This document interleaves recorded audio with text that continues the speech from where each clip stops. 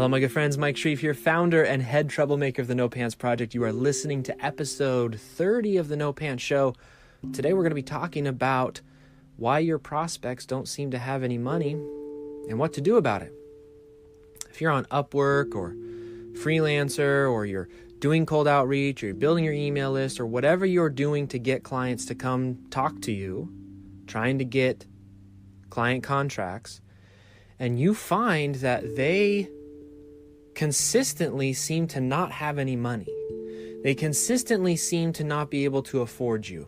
They consistently want to haggle. They always want to lowball whatever you're doing, or they balk at the price. So you tell them how much something is and they basically run away. They ghost you. This episode is going to give you some tips and tricks here on how to deal with that. Because one of the big mistakes that a lot of service providers and freelancers make is they assume that the people that they're talking to represent the market. In other words, if they talk to a bunch of people that don't have any money, they think to themselves, well, I guess that's what the market is. And that can be unbelievably discouraging. If you think that the big wide ocean of the market is made up of more of the same kind of people that you've been talking to, it's no wonder you feel hopeless about your business. That would be a depressing way to try and build a business. Because here's the reality of the situation. You're not going to hear this from any kind of hardcore closer, sales trainer. If somebody doesn't have money, they don't have money.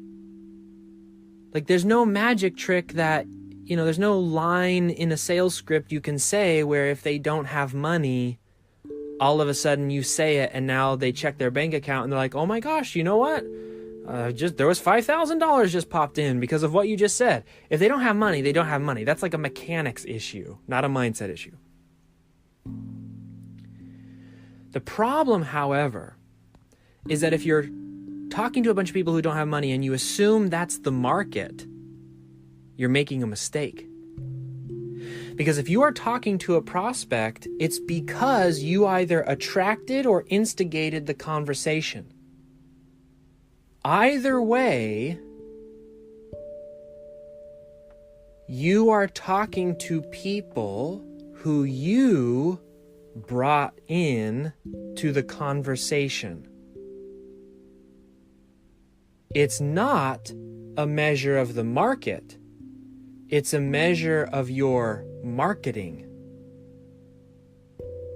Let me see if I can say this clearly.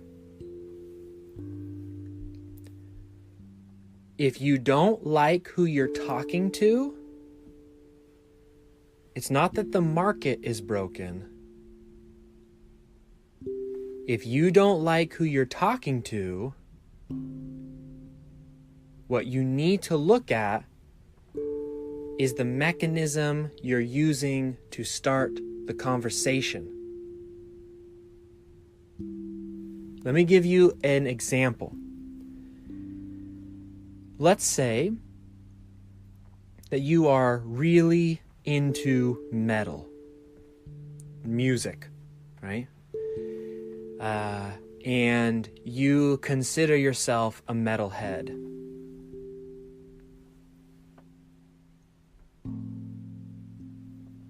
If you want to attract other people like you,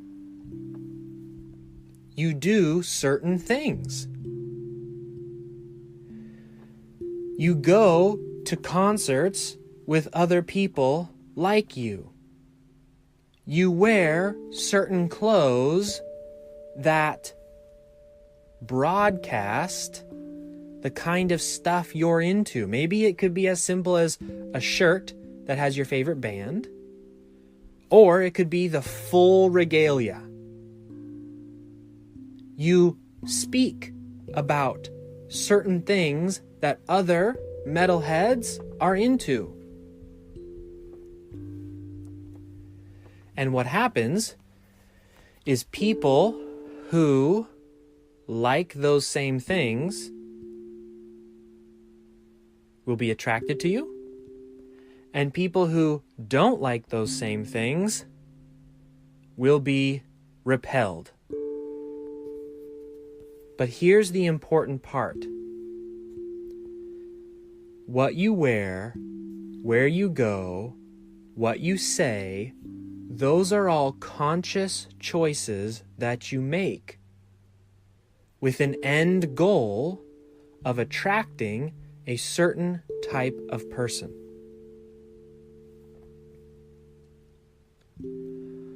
A lot of people do what I call unconscious marketing, which is when they're out there trying to get clients, they don't make the conscious choice of, if I say this, who's going to be most attracted to what I'm saying? Is it going to be someone with money, or is it going to be somebody without money? Instead, they just chase vanity metrics. For example, if you write a blog post in an attempt to attract your dream client, and that blog post says something like 21 free ways to get XYZ, don't be surprised if a bunch of people read that, see the word free, see that you offer low cost, no cost solutions to their problem,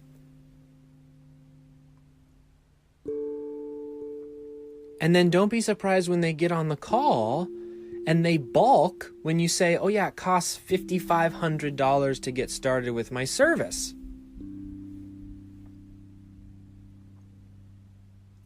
You were broadcasting something very different than you actually were.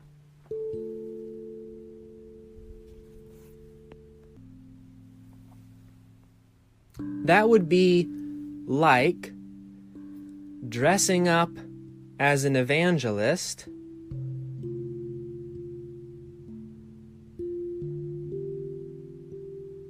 going to people's houses like you're doing the door knocking thing, and when they open up, and they themselves may also have the similar religious belief as you, they smile, say, come on in, and then you start shredding metal guitar. Don't be surprised if they kick you out of the house. You presented yourself as one way when really you were something else.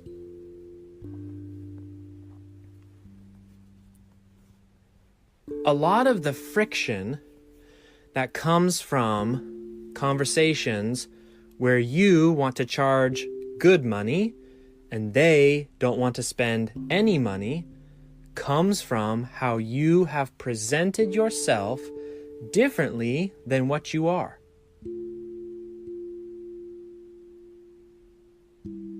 So we need to correct this. And there's 3 things that you can do to correct this. It's not the only 3 things, but there are 3 good starting points. And to teach you this, I want to share with you sort of a metaphor. One of my favorite things to do with my son is to take him up into the Cascade Mountains and go backpacking. You know, just little day trips or 2 or 3 day trips. And one of the things that we love to do is to catch our own fish and, eat our dinner with the fish that we caught. I'm at a stage right now where I'm teaching him how to be a good fisherman. It's interesting to me, because he's only 6 years old, to watch his process of fishing versus mine, and to see why my experience has made me a significantly better fisherman than my son, even though my son loves fishing, wants to be good at it, and loves the end result. So he and I both share a passion of eating food outside in the woods because there's no better tasting food than food you've cooked over a fire that you caught yourself at high elevation in the woods. I've been to lots of fancy restaurants. You can't make an argument to me about how there's anything better tasting than eating food outside in the woods, especially if you caught it yourself. Okay, so he knows that catching a fish is great. You as a freelancer know having a good client is awesome. The problem is, you likely think more like my son when he is fishing than an experienced fisherman. So let me break this down to show you the thought patterns so that you can see what you are able to adjust. And these are quick adjustments that you can make to start presenting yourself as the person who might not be cheap. So that when people show up to your conversations, however you get them there, whether it's through content or email or cold outreach, whatever you're doing to get clients, when they show up, they don't have these expectations that it's going to be free. They're not trying to constantly haggle you and downplay your value. First thing, when my son and I go camping, and in this process, I'm teaching him how to be a fisherman. One of the things I like to do recently is to let him select the lure and the bait, because I want him to learn a very important lesson, and it is the fish don't care what you like. So my son, when he selects a lure or selects the bait, his parameters for making the choice are what he likes. That one looks cool, Dad. Can we do that one? Well, I don't know, son. This isn't really the one that we know works. Yeah, but it looks really cool. Can we try that? Okay, let's try it. Put it on his fishing pole. He casts and casts and casts. And either we catch the wrong fish or we catch nothing at all. Even though, because I've been going to the Cascades since 1996, even though there's historical precedence, which is to say, we know what works for certain types of lures and baits at certain lakes, my son chose to do what he wanted to do instead of what we know the fish want. A lot of freelancers are out there right now, trying to reinvent the wheel instead of relying on what has historically been proven to work for catching certain types of clients. Or B, they are creating attraction mechanisms for themselves, not for who they want to attract in their business.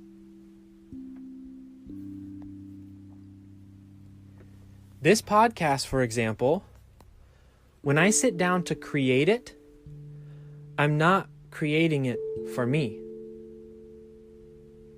If I were to sit down and create a podcast for myself, we would be talking about how to become a better CEO, leadership, systems optimization at a high level, scaling from 7 to 8 figures. Like, this is not a podcast where I'm trying to attract people like me, meaning where I am at in my business. I'm certainly trying to attract people who have similar ideas, similar belief systems, who want to be able to build a business without being gross and smarmy, who want to have lifestyle flexibility. Those elements are true, yes, but I'm not trying to attract people into the No Pants Project who are at a certain or at similar income levels or experience that I have in my business. a lot of freelancers make the mistake of saying, I'm new in business, I'm a small business, therefore I'll go attract new small businesses as clients. And then what's the result? Most new small businesses don't have liquid cash to be able to pay higher prices. So you're talking to people that you've attracted that don't have money. You want the big fish, but you're writing an article that says something like 21 ways to do something for free, and then you're wondering why people show up to your phone calls wanting free information.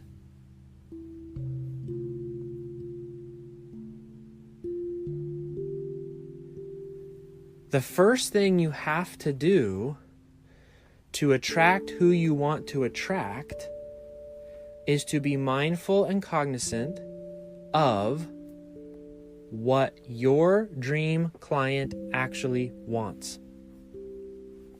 And then to build that into your attraction mechanism, not necessarily what you want or what's interesting to you. So let me be clear about this.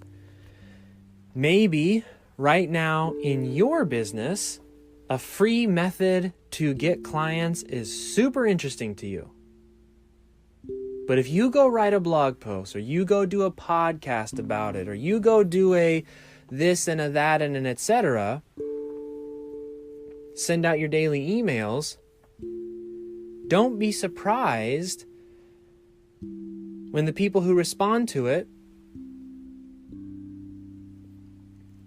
are not the people who can afford you. So take a good look at what you're putting out and ask yourself, what kind of person does this attract? Have I chosen the right lure? Have I chosen the right bait? Thing number 2, my son is a very sweet kid. And whenever he gets a bite on the line, on his line, so when he has his own little fishing pole, whenever he gets a bite on that fishing pole, he doesn't like pulling back. He doesn't like reeling the fish in. It really bothers him to do that process. Even though he really wants to eat the fish, he really wants to have the experience of the dinner and etc., he just really doesn't like that process of reeling the fish in. Many freelancers, many service providers give off similar vibes. And what happens, and let me explain this, if you're in a conversation with someone and they get the feeling that you aren't going to press for more information, that you aren't going to challenge their beliefs, that you aren't going to take surface level answers as surface level answers, oftentimes the way that they will escape from a conversation is by saying, I can't afford it. In other words, fish don't just jump out of the lake into our frying pan. There is work involved in reeling a client in.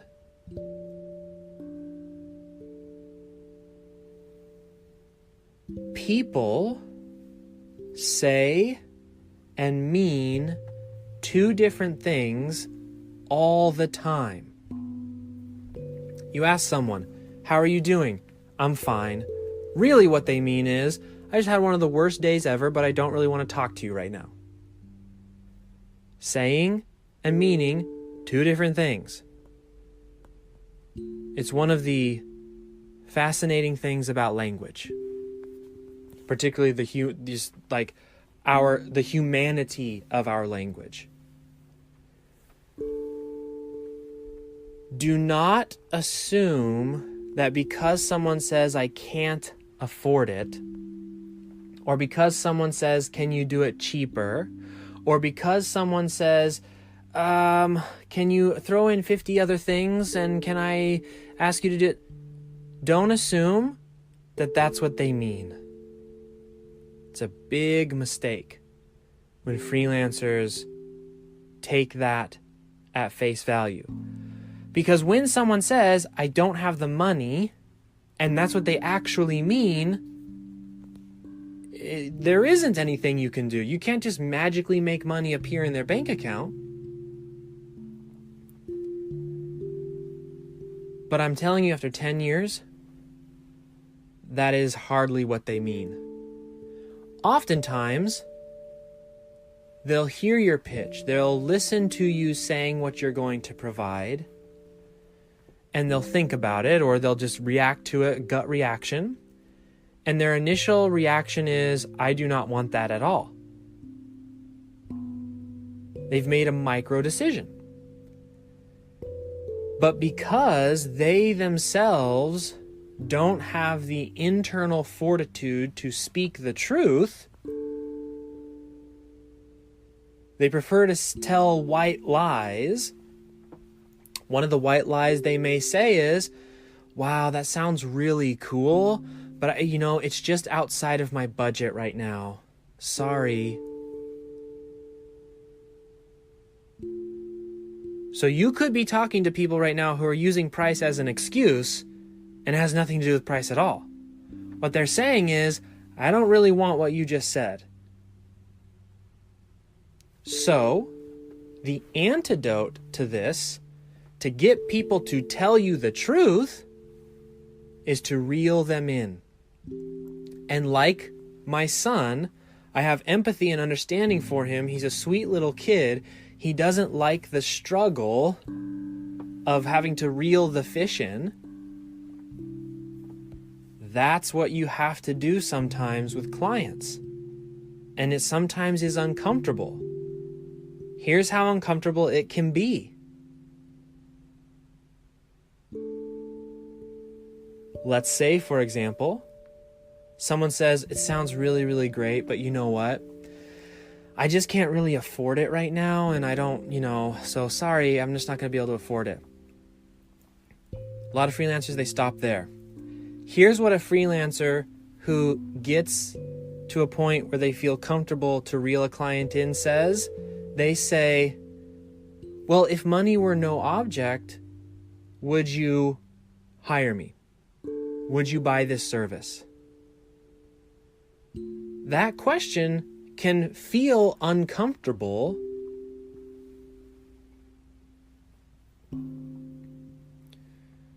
to both parties, because essentially what you've done is you've asked them to tell the truth, which means if they haven't been telling the truth, now they have to. And it makes some people uncomfortable to get caught in a lie.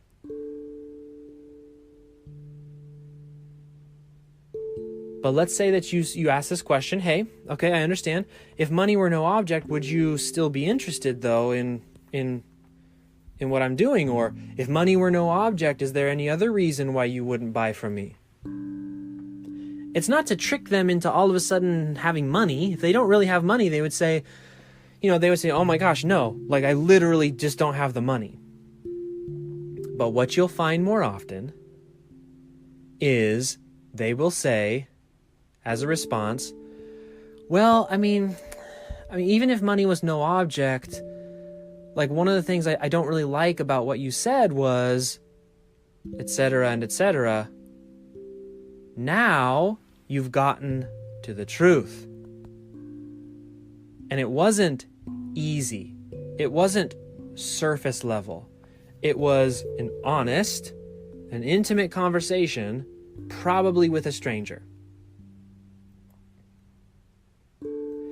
But this changes the dynamic when you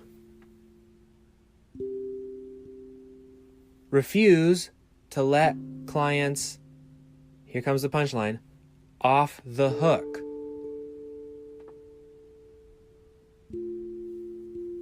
A good fisherman doesn't just cut the line the second someone bites and doesn't jump out of the water into the frying pan. A good fisherman realizes that reeling the fish in is not just a part of the process, it's the process.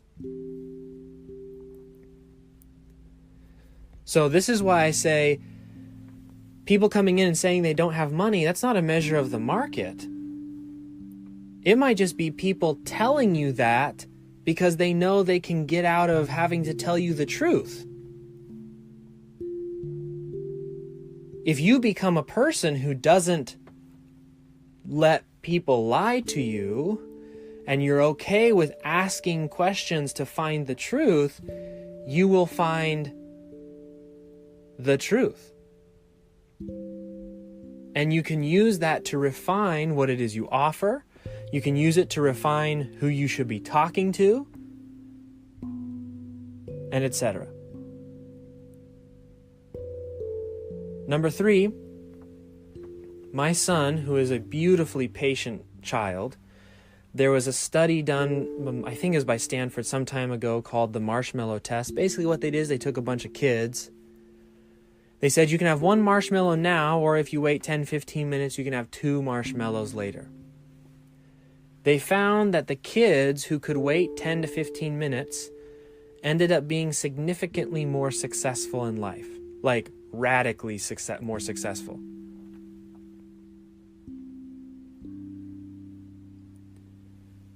Delayed gratification is powerful in building a business. My son wants the fish now. So he is a 2 marshmallow kid 9 times out of 10, but when it comes to being in the woods, he'd rather go pick up sticks and throw rocks than sit there with a fishing pole for 20, 30, 40 minutes, an hour, 2 hours, 5 hours, however long we fish. Totally get it. However, a good fisherman is an expert in delayed gratification, not just because they sit there patiently waiting, but they sit there patiently waiting with the hook in the water, and they're willing to catch and release until they find the fish that's right for them.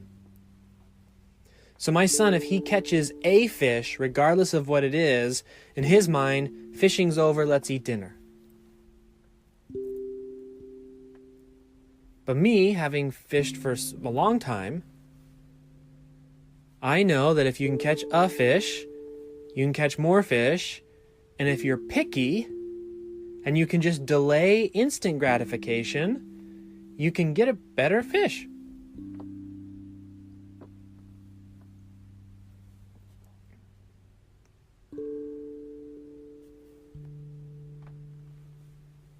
One of the attraction methods that is very effective is learning to say no. And not being afraid to over-communicate your standards. You may have noticed in several of the past podcast episodes, I have specifically mentioned that the No Pants Project coaching and mentoring program, which is the core product of this company, is not cheap.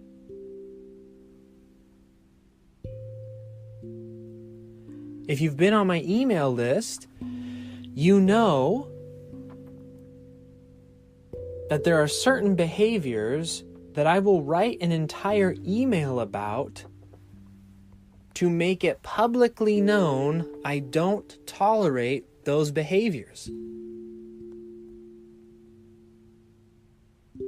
it's not me being ego-driven and give me applause and I'm posturing and trying to be aggressive and look how big my whatever is and, all that stuff. Okay? That's not what that's about. Instead, it is a practice of attraction.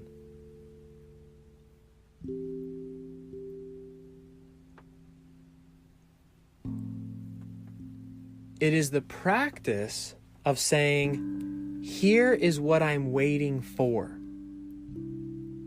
And here's everything I don't want.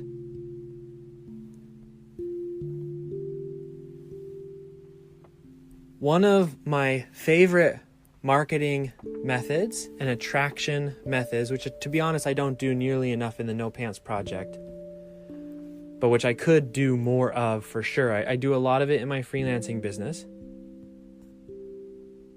is being radically clear in my own mind about what I don't want, and then taking one of two pathways. The first pathway is a direct pathway, and you've seen some people in the world of marketing take this pathway. I personally don't recommend this pathway. I don't do it myself, but the pathway is, if you know what you don't want, triple down on calling those things out. So, for example, there are some people, in an attempt to avoid working with people who are unable to or unwilling to invest, will say some pretty nasty things about people who don't have the ability to invest. What that does is, if you don't have the ability to invest, you're going to steer clear of their business because they're very rude about it. That's one way you can use this style of marketing. I don't recommend it. Unless, of course, you are doing so for what I would consider justifiable reasons. So, for example, one thing I can't stand are people who lie. So every once in a while, I'll go pretty hard in my email list. If you're a liar or a scam artist or that kind of thing, please get off my email list. I don't want to do business with you. But there's a better way, and I think it's a higher way, to achieve the same end result without having to deal with all the drama of, basically being a drama queen in how you create this end result. If you know what you don't want,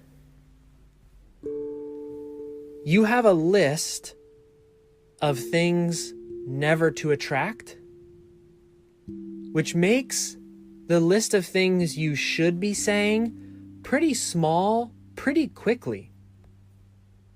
It's this idea of creativity loves constraints. So the constraints are, let me make a list of all the things I don't want. I can talk about everything inside that box.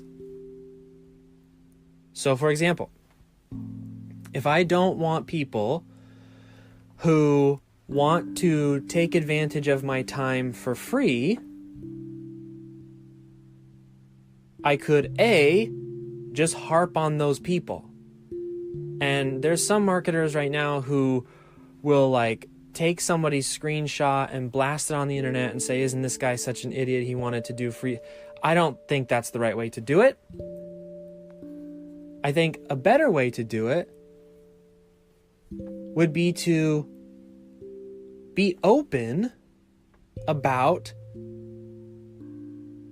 how expensive it is to buy my time. In other words, the second way of communicating what you don't want is to be radically honest. too many people in their marketing, in their attempts to attract a client, lie by accident. They say, we'll help anyone, but that's not really what they mean. What they really mean is we'll help anyone who can afford a $5,000 a month service. So be honest. Don't lie. We work with small businesses. Really? All small businesses? That's a lot of different types of businesses that you... Okay, well, not exactly all small businesses. We work with businesses... see, that's the truth. Radical honesty in who you work with will change who you attract. The more honest you can become. And that honesty starts internally with, who do I actually want to work with? And then it transitions outward.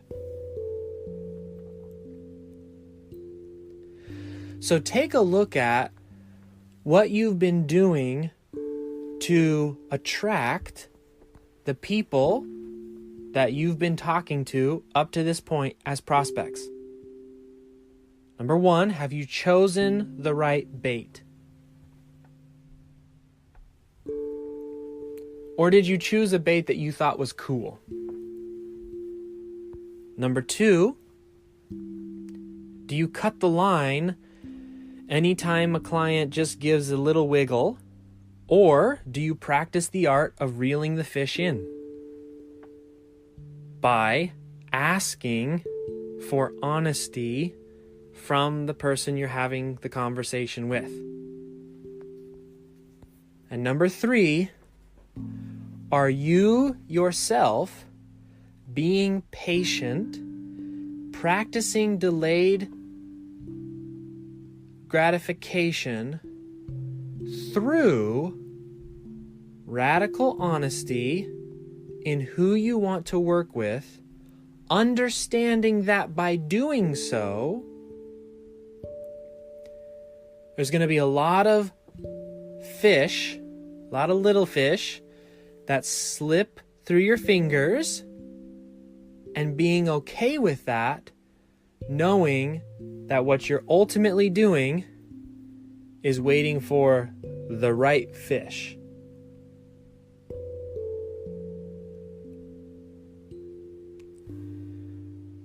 That's it, my dear friends.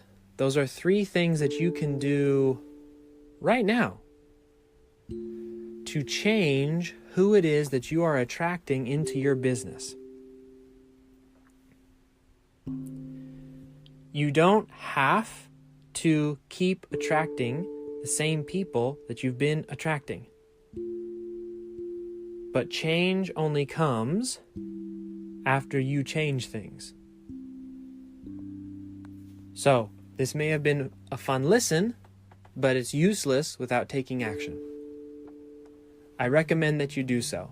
If you need help in taking that action, we have a not cheap coaching and mentoring program that is truly, honestly, radically honest, probably only good for people who are pretty committed and pretty serious to make these kinds of shifts in their business, so that we can help you to raise your fees, help you to automate your client getting process, so that you're only attracting the people who actually have the money to spend on what you do, and to add some passive income so that you can have a life.